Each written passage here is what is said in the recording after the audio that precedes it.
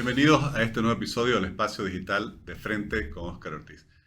En este episodio hablaremos con una de las historiadoras más reconocidas de Santa Cruz y de Bolivia, me refiero a la licenciada Paula Peña, y sobre todo por un gran trabajo que se viene impulsando desde el Centro de Estudios Cruceños y el Museo de Historia de la Universidad Autónoma Gabriel René Moreno, que ella dirige. Paula, muchas gracias por estar en este espacio digital.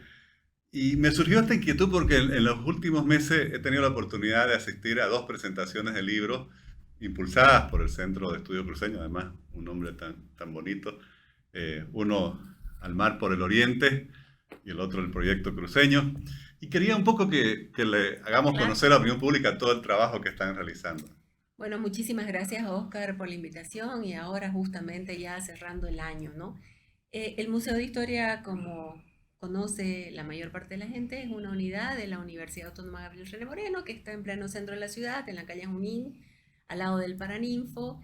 Y el Museo de Historia, como todo museo, no solamente se dedica a exponer, sino también a preservar el patrimonio. Nosotros en el museo tenemos el archivo histórico del departamento de Santa Cruz con documentos desde el siglo XVI hasta el siglo XX. Tenemos la hemeroteca histórica más completa desde que llegó la imprenta a Santa Cruz en 1864 con La Estrella del Oriente y todos los periódicos que se publicaron a partir de esa fecha. Y tenemos la biblioteca histórica, que es una biblioteca muy antigua que incluso tiene libros desde el siglo XVII, publicaciones incunables. Tenemos parte de la biblioteca jesuita, tenemos parte de lo que fue la biblioteca municipal. O sea, tenemos una riqueza documental muy interesante también en la biblioteca, además de ser una biblioteca, por supuesto, con también muchas publicaciones actuales. Entonces, el museo tiene sus centros de investigación, ¿no? Uno de estos centros es el Centro de Estudios Cruceños. Este Centro de Estudios Cruceños se creó en el marco de la Cátedra Estudios Cruceños. La Universidad Gabriel René Moreno en el 2007 creó cátedras libres y va a ser la Cátedra Estudios Cruceños la que asume el Museo de Historia, porque en la universidad no hay ni historia, ni arqueología, ni antropología, ¿no? Entonces, ante la ausencia de estas carreras, creamos el Centro de Estudios Cruceños en el marco de la cátedra. Tenemos el máster en estudios cruceños, que son alrededor de 30 los egresados de ese máster, pero el centro en sí, además de tener, digamos, el máster, que es el posgrado, el centro en sí es un centro no solo de investigación sobre los estudios cruceños, sino también de formación de jóvenes investigadores. Esto es lo que más nos interesa. Trabajamos un tiempo con el grupo de investigación Jatupeando, dando cursos para aprender a investigar y consideramos que era importantísimo aprender a investigar investigando.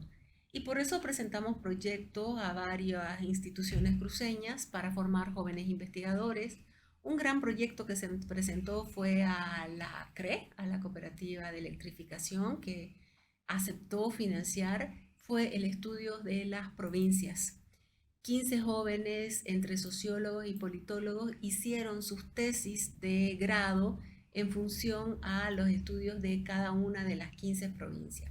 Pero no solamente hicieron la investigación, sino que recibieron formación, recibieron capacitación metodológica, tuvieron tutoría, se hizo la investigación, por supuesto la investigación en cada una de esas provincias y salieron las publicaciones. Estas publicaciones están disponibles en el Museo de Historia, también se han donado prácticamente a todas las bibliotecas y es en la actualidad Santa Cruz el único departamento que tiene sus estudios provinciales muy bien hechos. Una vez logrado estos estudios provinciales, y agradecemos muchísimo el programa de responsabilidad social de la CRE, fuimos a hacer estudios municipales. En ese momento la gobernación de Santa Cruz hacía eh, los estudios del corredor bioceánico con financiamiento sobre todo del BID. Entonces nosotros como Centro de Estudios Cruceños participamos con 6 investigadores para hacer los estudios de los 6 municipios que cruza el corredor bioceánico, fundamentalmente de la provincia Chiquito y la provincia Germán Busch. Esos estudios también fueron muy importantes, no solamente están disponibles de manera física en libros, sino también de manera digital. A todos esos municipios se los hizo llegar y también están disponibles para quien quiera. Eso se dona gratuitamente en el museo. Pero además de esto, Oscar, también el Museo de Historia logró hacer lo que se llaman los estados de investigación en Santa Cruz. ¿Qué es esto? Esto fue un proyecto muy grande en el que vinculamos a la universidad con el PIEP, que es un programa de investigación estratégica de Bolivia, que lamentablemente ya no existe, y la gobernación de Santa Cruz. Planteamos saber qué era lo que se había investigado sobre Santa Cruz en todas las temáticas. Son 9 áreas temáticas: historia, cultura, estado, desarrollo, población, economía, medio ambiente, recursos naturales. Y la verdad, este proyecto fue muy importante porque lo realizaron todos los institutos y centros de investigación de la universidad. Por ejemplo, se vincularon los forestales con los agrónomos, con los veterinarios. Fue un muy buen trabajo, constituyéndose Santa Cruz entonces en ser el primer departamento que tuvo una agenda departamental de investigación, que sirvió de base para que después la gobernación de Santa Cruz creara, ¿no?, una ley de investigación o un proyecto de investigación. Pero la agenda departamental de investigación marcó las líneas estratégicas del departamento. Entonces, el Centro de Estudios Cruceños es un centro de estudios multidisciplinario. No es solamente historia, arqueología, antropología, como podría pensarse que son las especialidades del museo, sino todo el conocimiento sobre Santa Cruz. El máster en estudios cruceños busca tener un profesional que conozca la complejidad del departamento. ¿El máster se abre todos los años? No, lamentablemente no se abre todos los años. Esperamos poder abrirlo ahora el 2023 para sacar la segunda promoción en el 2025. Es un máster en investigación, no es un máster profesionalizante, es un máster en investigación, es un máster largo de 21 módulos, pero busca justamente generar conocimiento sobre el departamento. A ese máster puede inscribirse cualquier persona que tenga un grado académico. Hemos tenido abogados, biólogos, literatos, hemos tenido sociólogos, politólogos, economistas, agrónomos, arquitectos, ingenieros, y hacen sus tesis sobre las temáticas que les interesan, pero están en el marco de los estudios cruceños. Porque es importante que el departamento genere su propio conocimiento sobre sí mismo, ¿no? Y bueno, eso es lo que hacemos en el Centro de Estudios Cruceños: formar e investigar.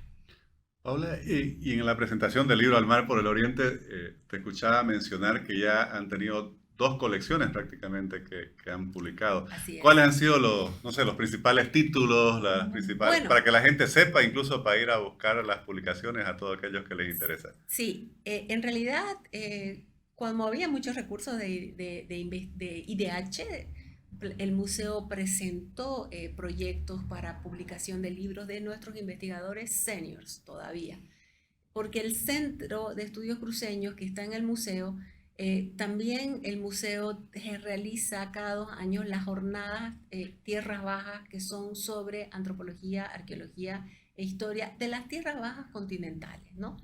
Entonces nosotros tenemos ahí en el museo el Centro de Investigación Antropológica e Histórica, el CIA, ¿no? Y con este centro están más bien investigadores seniors que están ya profundizando sus investigaciones, y en ese sentido decidimos crear la Biblioteca Cruceña.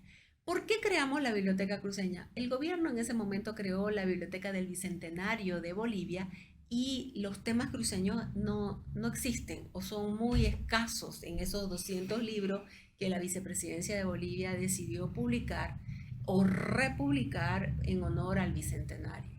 Entonces, dado que en Santa Cruz no se estaba haciendo mucho sobre esa temática, decidimos publicar libros que nos interesen y generen conocimientos sobre Santa Cruz.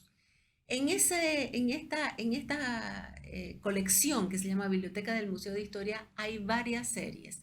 La primera serie es arqueología, antropología, historia, etnohistoria, cultura, y tenemos una sexta serie que es de congresos, ¿no? Porque cuando realizamos esos congresos hay muchas ponencias que tienen que ser conocidas. Hemos publicado libros sobre Samaipata, todos hablan de Samaipata, pero no hay una publicación que condense los estudios antropológicos, arqueológicos y sobre todo históricos. Tenemos dos publicaciones de Samaipata.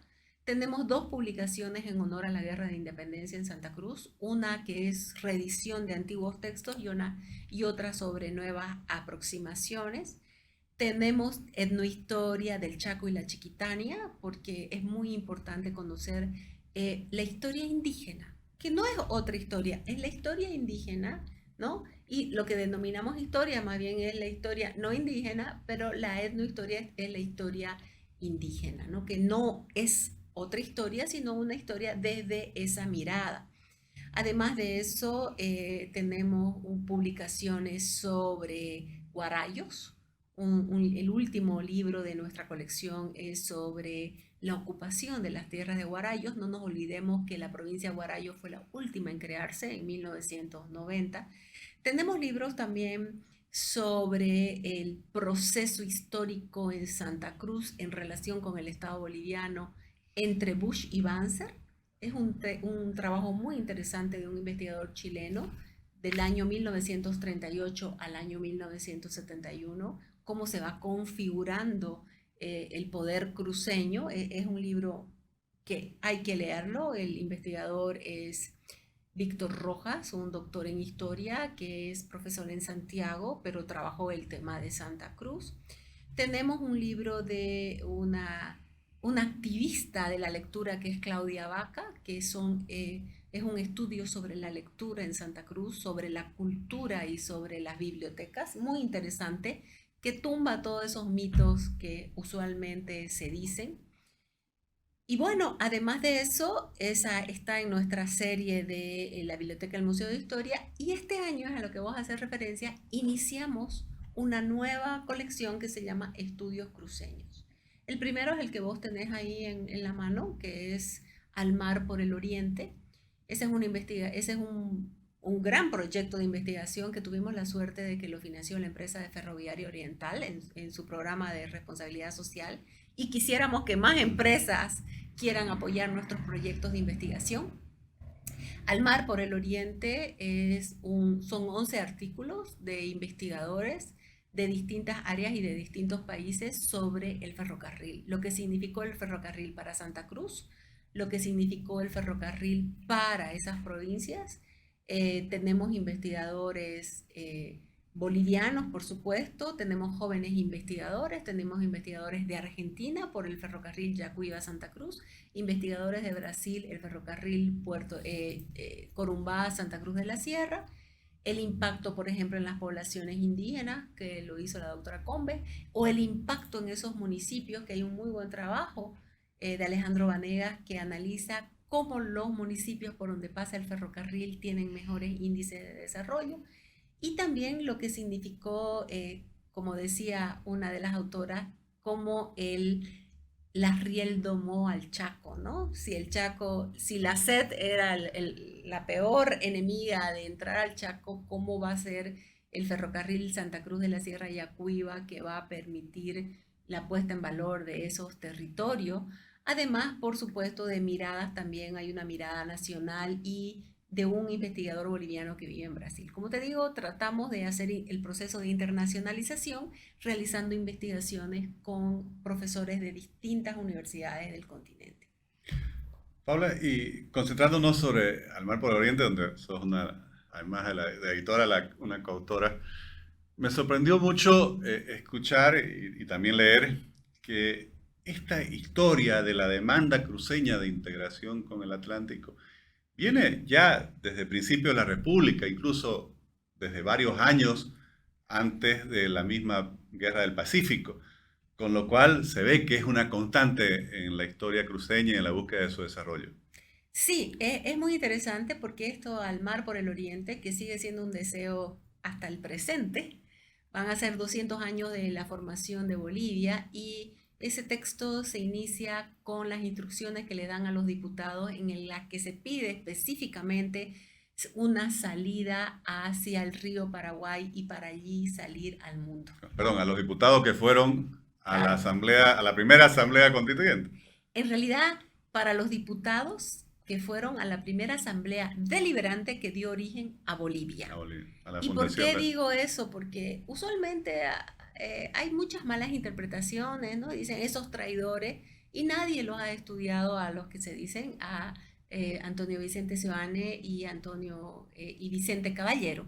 Los dos diputados, el uno por Santa Cruz de la Sierra y el otro por Valle Grande, eh, y además lo que ellos llevan, ¿no? Todo la que es el proyecto de esos patriotas para Santa Cruz, que era lo que querían. Querían la democracia, plantean una democracia general, querían educación en todos los niveles, querían el libre comercio, ¿no? Como la base de la riqueza de las naciones, ¿no? Entonces, apostar por el libre comercio, acabar con los bárbaros con el bárbaro sistema económico del imperio español, ¿no? Entonces, ahí se muestra claramente ese vínculo de esos liberales cruceños que alguien el otro día me decía, pero no eran tan liberales, es que no entendás el liberalismo del siglo XXI con el liberalismo que podía haber en Santa Cruz en el siglo XIX, ¿no? Además, 1825, o sea, al principio del siglo. Exactamente.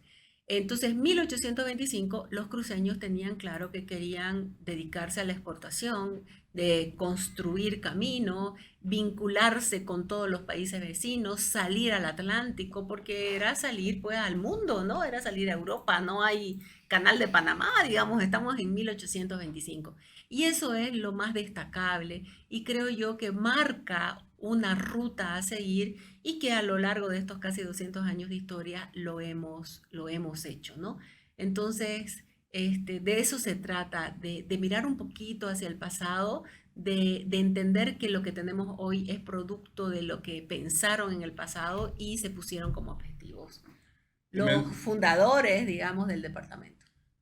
y, bueno, es interesantísimo. Yo realmente recomiendo leer obviamente todo el libro, pero el capítulo que escribe Paula Peña sobre toda esta historia de la demanda cruceña por el ferrocarril hacia ¿Qué? el Atlántico, hacia el país, es realmente muy valioso. Y eso quería preguntarte, quizás ya para ir finalizando esta conversación, ¿qué significa que vamos a cumplir 200 años y Bolivia sigue estando desconectada, por lo menos hablando de vías ferroviarias al interior, y yo diría casi de espaldas al Atlántico? No, yo creo que totalmente de espaldas al Atlántico, Oscar, ¿no? O sea, eso del corredor bioceánico que hemos quedado fuera casi, ¿no? O sea, el gobierno no piensa para nada hacia el Atlántico, toda su mirada es hacia el Pacífico, pero creo que ahora que vamos a llegar a los 200 años digamos, del fin de la independencia, del inicio de una nueva era, ¿no? Habría realmente que preguntarse si en el momento de la creación de Bolivia realmente se pensó en una territorialidad, si el sistema estatal incluía a todos. Y yo creo que no, ¿no? Muchos autores, inclusive cruceños, dicen, bueno, Bolivia se fundó por el eje Sucre-Potosí o La Plata-Potosí, ¿no? Por donde estaba la riqueza y donde estaba la administración. Pero lo demás, ¿qué? ¿No? Hay ya muchos historiadores también que plantean que Bolivia es la agregación de varios territorios y nosotros somos unos confines agregados. Es más, es Dorviñí dice, he llegado a unos confines que están agregados a este país, ¿no? Y creo que no hemos logrado en 200 años de historia articular el territorio, crear una estatalidad que una a todos, ¿no? Y eso no es ni regionalismo, ni lamento, ni nada, sino sencillamente no hemos logrado integrar el territorio, sino que nos lo digan probablemente los de Pando o los de Villamontes, ¿no? Si se ha logrado la creación de un Estado-nación, y menos ahora que desde el 2009 nos plantea la Constitución de ser un Estado plurinacional donde esa construcción de país no logró integrar a todos los territorios. Eso no es nuevo y creo que debería ser la reflexión a la que todos deberíamos ir hacia el 2025. Y ahora que se ha plantado desde aquí, mirarnos un poco cuál es nuestra relación con el Estado central boliviano qué estado se creó, qué país se creó y si realmente se creó la nación boliviana o por el contrario simplemente fue una ficción en base a una audiencia que no era más que una audiencia en términos judiciales, ¿no? Como un Tribunal Superior de Justicia, donde están estos territorios a los que se han ido uniendo en el marco de un continente en 1825, donde por un lado estaba Bolívar en el Perú, por otro lado estaban los intereses del imperio de Brasil con el emperador Pedro, por otro lado estaban los intereses del Río de la Plata, pero también había intereses chilenos y también habían intereses colombianos. Entonces, este estado que se formó en 1825 merece una reflexión a partir de sus territorios y creo que Santa Cruz es uno de los territorios que debe reflexionar esto. Bueno, Paula, muchísimas gracias. Primero, felicidades por este inmenso trabajo realizado. Creo que lo que mencionabas también, no solo como persona, digamos en tu caso, por hacer estas investigaciones, sino formar muchas otras personas que la hagan, motivarlas, Bueno, de ¿no? eso se trata, Oscar, ¿no? ¿De qué sirve que yo pueda escribir solo yo o para publicar en otras partes del mundo si no se puede formar jóvenes investigadores, ¿no? Sí, creo yo estoy así muy orgullosa de todos los jóvenes que se han formado, que están trabajando, que están publicando. Ahora tenemos ya dos investigaciones que esperamos poder tener financiamiento para su publicación. Una que es sobre Santa Cruz hace 100 años, en el centenario, ¿no? Y otra que es sobre la Corporación de Desarrollo entre el 78 y el 85, en ese periodo de la transición de una época, del fin de la dictadura a la democracia en el 85, ¿no?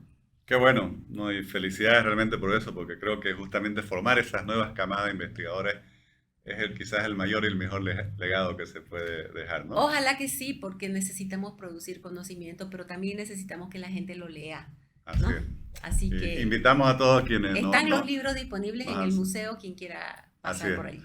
que todos quienes nos han visto se interesen, y yo creo que también las instituciones, los establecimientos educativos, las universidades, obviamente deben tener estas colecciones No, a no, por disposición. cierto, nosotros como museo le hemos mandado a todas y cada una de las universidades los primeros 8 libros. Ahora en enero, cuando volvamos, vamos a mandar los nuevos 4 libros que hemos sacado. Pero mandamos a todos porque el objetivo del centro y de las publicaciones es la difusión. Mandamos a todas las universidades del departamento, a todas las universidades de Bolivia y a todas las universidades con las que tenemos intercambio en el mundo, porque no es solo en Sudamérica. Bueno, mejor aún. Muchísimas gracias por habernos acompañado en este episodio, que estoy seguro que es muy valioso y además nos orienta y nos ilustra muchísimo.